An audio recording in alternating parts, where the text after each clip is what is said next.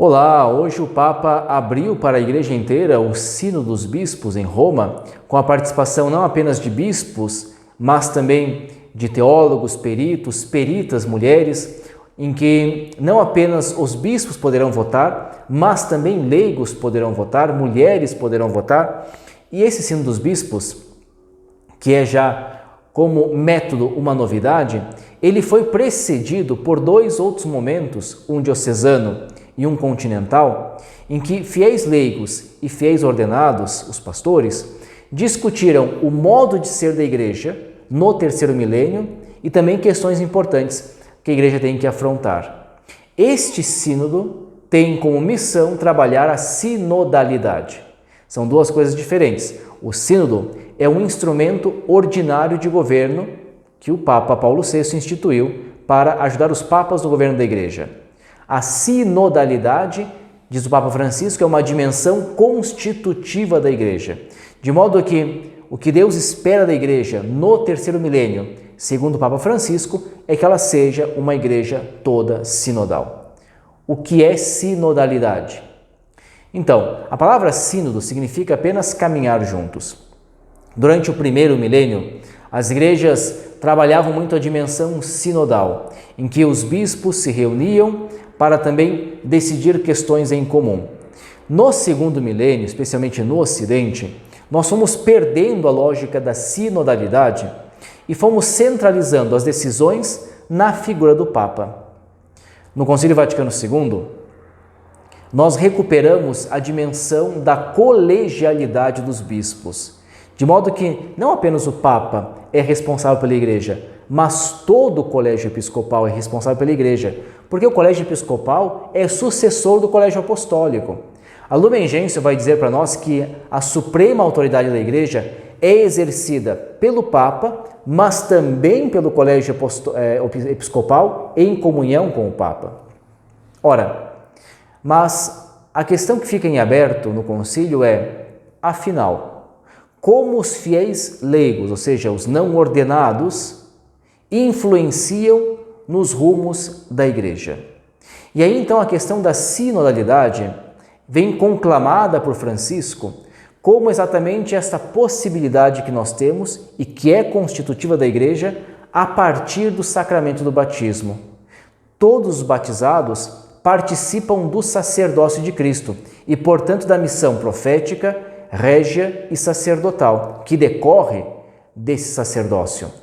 Todos nós, batizados, somos, por assim dizer, corresponsáveis pela missão evangelizadora da igreja.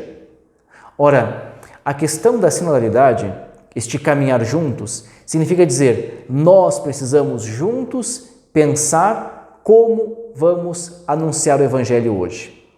E aí vem um conceito da teologia que quase ficou esquecido e que Francisco retomou tantas vezes e retoma, que é o sensus fidei. O sensus fidei, ou o sentido da fé, é um instinto sobrenatural que os fiéis têm enquanto comunidade, de modo que o Espírito Santo não permite que a comunidade dos fiéis, que caminha unida e que crê, erre em questões de fé e moral. Essa unção não é uma unção apenas para o Papa e para os bispos, mas para todos os batizados. Com essa unção, com o sensus fidei, a antiga separação que nós fazíamos entre ecclesia dicens, a igreja que escuta, e ecclesia docens, a igreja que fala, ela praticamente não é tão clara assim. Por quê? Toda a igreja escuta o Espírito, toda a igreja anuncia.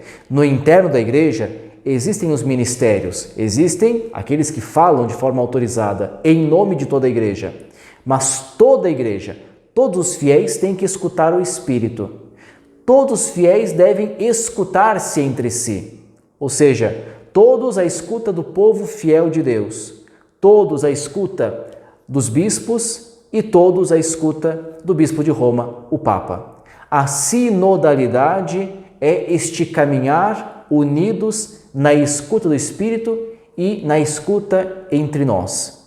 Nós o escutamos porque Deus fala conosco através dos sinais dos tempos, através da história, mas nós também nos escutamos entre nós. Porque se os bispos e o Papa tomam decisões sobre questões que dizem respeito ao dia a dia dos fiéis, os fiéis também têm que ser escutados sobre isso.